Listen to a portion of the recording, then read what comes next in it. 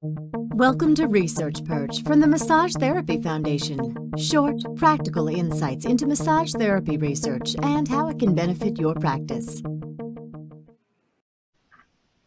Hello, everyone. This is Doug Nelson, the president of the Massage Therapy Foundation, and welcome to another episode of Research Perch. In this episode, we will be exploring our community service grants.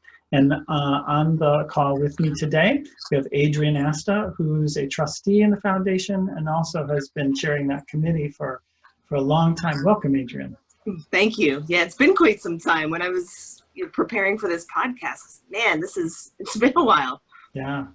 Actually, it was how we first met. One of my first introductions to the foundation, I presented a poster years ago, and then my first volunteer position with the foundation was to be one of your committee members, actually, and the community service grant. So it's kind of near and dear, as it was my portal into the foundation as well.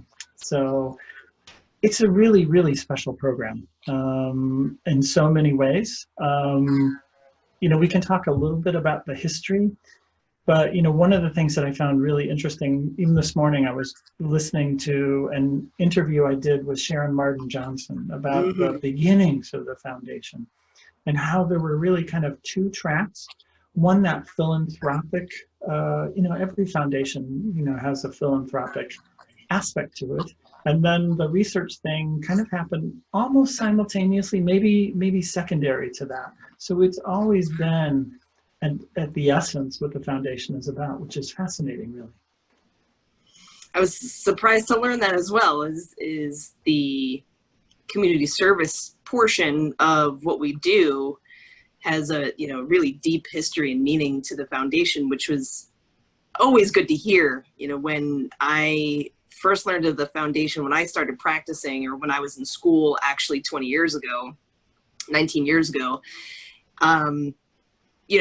okay, the Massage Therapy Foundation, that's the research organization, right? That's kind of briefly how I reconciled it in my brain. And I was asked to be on the committee as well. And that was my portal to the foundation, and saw all the great things that we do on the Community Service Grant Review Committee. It's the opportunity for us to have a reach to the populations we really, really hope can receive the benefits of this work. And the foundation is doing a really fantastic job in not only reaching those people, but giving the massage therapists opportunity to reach those people as well. Yeah, great point. Great point. And certainly it seems like, looking over the history, in times of need, the foundation was there to support people, to bring the benefits of the work to people who never normally would have access to it, which again is a pretty cool thing. And you could see why that's part of the genesis of all of this, is that I think all of us in the profession feel like we are a caring and giving profession. And we feel like we want to give back to the communities in which we reside. And these community service grants are certainly a really powerful way, not only to do that for the therapist and for the populations, but in concert with other nonprofits in their community as well. And that's got to reflect well on us as a profession. For sure, yes. Yeah. So do you have a sense of how many grants we've done total over the years? I think it's about 85. Wow. So it's 4 or 5 a year for the past, however many years we've been doing this, 30, right? Wow. And some don't make the cut. Some applications don't make the cut. Some, we only fund, the ones that score high in a particular year. And some of those are repeat.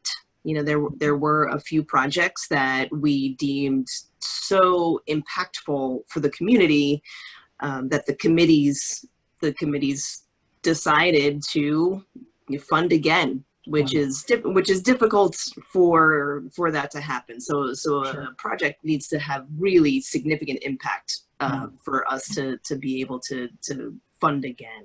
Yeah. So when you think about impact, do we have a sense of just numbers? Like how many people do you think might have been affected through that? Or is that just a wild guess? Well, it's not a wild guess. So we're looking at population served. We're looking at upwards of 10,000, I want to say, Wow. humans touched, right? Yeah. So, and that's a rough number. That's a rough estimate just based on kind of the notes that we were looking at. And, you know, what's particularly heartwarming to me when I look over the history of grants, even since just I've been on the committee, we are looking at rural places in the middle of nowhere. We're looking at bigger cities like New Orleans and New York City. We're looking at Central America. That was really fun to fund, you know, to be able to really make this a global effort. And it's just nice to see all of the branches that we get to extend in order to serve the world, really. We're massaging the world. Yeah. And what's cool, I think, is the populations that we're serving. These are people who never normally would have access to the work. And that's serving the underserved is certainly, I think, at the heart of all of this. For sure. You had mentioned earlier about the timeliness of the grants that we do. You know, we have projects that were really kind of snapshots of what was going on in that moment in time. I remember we funded something in, it was upstate New York, about just people being displaced after Hurricane Irene. Yeah. And I remember the timeliness of that being a factor in our decision that year to fund. Certainly, a circumstance that was a little bit different and not in our regular rubric. And you know, we'll talk in a future podcast about, you know, the details of that rubric. Yeah. But as far as the, you know, meeting the need and being able to step in and serve, it feels really good, and it's really heartwarming to be able to give money to projects that are just so unbelievably heartwarming. Yeah. Can you give us a sense of like a couple of different areas of the population that might be served, like some examples? For sure. Yeah, for sure. We've seen a lot of, in recent years, we've seen a lot of populations that need to be reintroduced to healthy touch, healthy and safe touch. So lots of projects that were funded with survivors of torture, survivors of human trafficking, survivors of domestic violence. So we see the community really understanding that a safe, healthy touch under a licensed professional is really impactful for the well-being and the healing, the kind of lifelong healing that needs to happen for that population. Mm-hmm. We are seeing a good handful of physical disabilities, spinal cord injuries, wheelchair bound, cerebral palsy was another project not too long ago. We saw a big upsurge in applications that serve veterans, and that was just so fantastic to be able to fund, because everybody can get behind getting behind our veterans, and yeah, you know, to be able to support them in a time of need feels like we're doing our part. We also had, right as we surged into doing pretty in-depth oncology training for our industry, we were funding a lot of cancer survivors, current cancer treatment, and things of that nature, yeah, which really led me to believe and see that the applicants are really seeing the benefits of massage for the populations that they serve. And that's really heartwarming to see, because you and I, as practitioners and clinicians and, you know, people who have studied in this field, we understand the benefits of massage for sure. But when the general public and even allied health professions start to see, you know what, massage really has a place here in this community of health and wellness and healing and medicine. It's really a good snapshot of the traction and the awareness that massage has gained over the years. It's profound, in my opinion. Yeah, that's such a great point, Adrienne, especially with regard, for instance, to cancer. Um, Talk about a time when people hear that word and get that diagnosis. Talk about feeling, lost and in the midst of this tremendous personal struggle. The idea that we have something to add and that we can help people in that circumstance and bring sometimes hope where there isn't hope is a really powerful thing. And then from kind of all different aspects of that. So, and as you say, one of the things I remember from looking at some of these grants, when hospitals are asking for this, when it's these organizations, it means that they are recognizing the value of this, and that must mean that we've crossed some sort of Rubicon as a profession that way. And I can't help but think as well, when we are there, we're providing these services to patients at no charge. That has to reflect well on us as a profession, that we are a giving and caring and serving profession as a whole. I think it reflects well on all of us by doing these kinds of things. For sure. It particularly warms my heart about granting these projects that are geared towards veterans back in the day. Yeah. And then we go, rewind a couple of years to the last International Massage Therapy Research Conference. Mm-hmm. And now we're looking at veterans associations that are considering a full-time salaried position for the same exact care. Yeah. We're doing it. Yes. We're doing it. Yeah. We're all, it's all about laying another brick to the wall of knowledge. And, it starts maybe with something like this. And it's, certainly it's multifaceted, but I can't help it that this is an important piece of it all.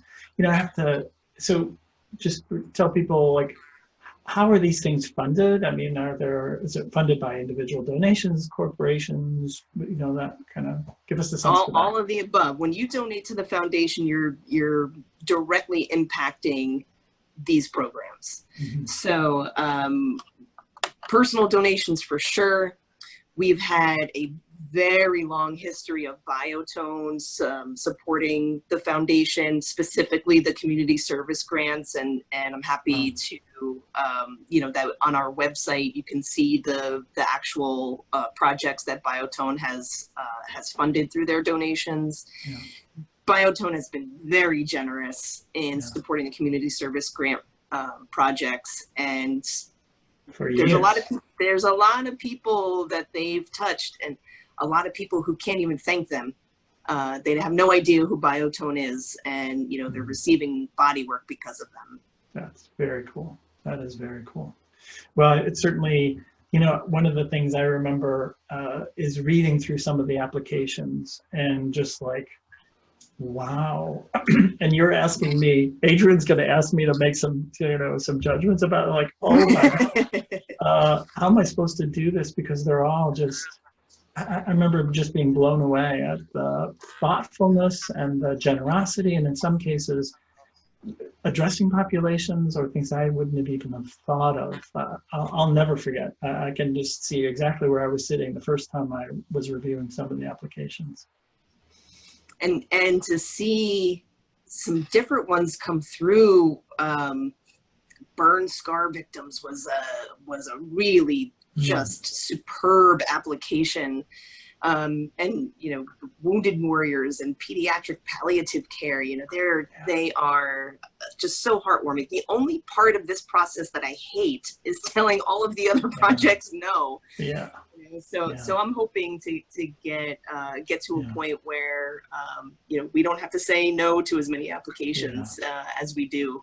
There's a lot of deserving applications, and we can only grant so many. Yeah, I remember just.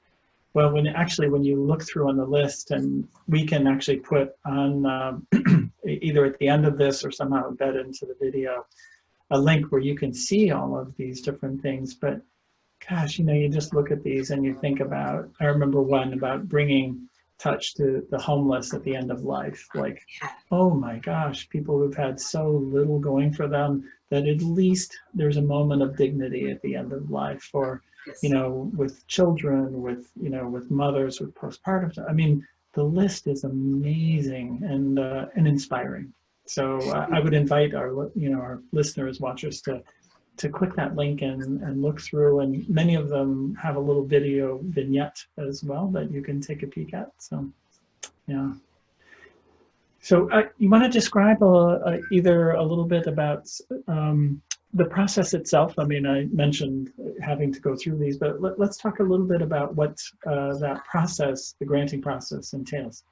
Sure. So the applications are due typically April 1st. For, you know, that's typically the deadline. And you know, it doesn't mean that if you miss that deadline that you can't, you know, just apply for next year's. And then we have a committee of people who reviews every single application. So we work in teams to make sure that we are thoughtfully dividing and conquering the applications, making sure that they are, you know, kind of meeting the basic needs, and usually, you know, our staff at the foundation is able to catch some of the bigger pieces, paperwork and things like that, before they get to the committee. Mm-hmm. And then the committee, you know, pairs up to make sure that we run through each application, and we look at a variety of criteria: the population served, the need, the altruism. You know, is there a real? Are they using the money specifically for massage? You know, we do see some applications that come in and they're using most of the money they're requesting for non-massage purposes. So we take a look at that. We take a look at, you know, is the massage therapist who is on this particular project, do they have the skills and the training necessary to be able to provide the work for the population in need? And then we also look at the number of people being served, and is it a small number of people, and that's the actual number is not necessarily the thing that makes us say yes or no, but the impact of that number. So sure, you know, maybe the population that's receiving the massage is only a handful, couple dozen, but the training that happens for the therapist prior to that really makes the therapist reach in that community even greater. And then, you know, aside from the therapist, you know, are the community that surrounds this this particular population also impacted on a grander scale? You know, are we able to, when it's appropriate, are we able to make the lives better for the population that we're serving, so that they could serve their community better? You know, not every population that we fund gets better, so that's not necessarily the case all the time. But, you know, kind of having the impact in mind is definitely a big piece. You know, it's so interesting, because impact is, you can impact a lot of people, that's a larger number, or you can have a smaller number with which you have multiple interactions, and so that's another very big impact, but an impact on a smaller number of people. So sure, all those things are criteria that have to be assessed and analyzed. Yeah, for sure. Yeah. So once we go through that the first time, because there's at least 2 rounds. So once we go through that the first time, we look at, you know, we have a granting software system that helps us keep percentages of the scores and whatnot. And we take our top, you know, 10 to 15 contenders, depending on how they score. And then we re-review, everybody, the whole entire committee reviews those top performers. And then we score it again. So we're able to see, you know, maybe one thing that I deemed impactful was not impactful for another committee member, and that's why we do this by committee, right? That's why it's not one person or, you know, or 2 people. That it's a group of people who have actually combed over and weighed in on the the benefits of that project for that population. And then we fund the top 4 or 5. You know, a lot of it is each grant can receive up to $5,000. And if we have grants that aren't asking for that much money, because some don't, because they're smaller projects, or they're trying to pilot a program for hopes of gathering data for a bigger scale. You know, this past granting year in 2019, we were able to fund 5 because of that reason. And you know, hopefully we get to a point where we can fund 10 and 15. That would be really, that's my dream. Yeah. And I hope that happens before I leave the foundation. You know, I'll never leave the foundation, you know, but, you know, as I leave the committee. Yeah, you know, I just remember how much discussion there was that's going through that second round, kind of defending, like, oh, I really think, and then having other people have their views and thinking, gosh, they made a really good point. And I think we're all very sensitive to the fact that it's other people's money that we're dealing with, and that somebody has thoughtfully submitted this grant, and it's treated with great care at every level. So any aspirations for the future in terms of the program? So I, as you know, being a member of the board of trustees, I get to see what the other arms of our organization are doing. And it had been relatively clear to me early on that there is something that we can do for the Community Service Granting Committee, and our Research Granting Committee might have some kind of opportunity to work together. And, you know, there are different processes, there's in both committees, but there's low-hanging fruit there that we are ready to you know, combine the efforts of both committees to be able to work together to develop something just really fantastic.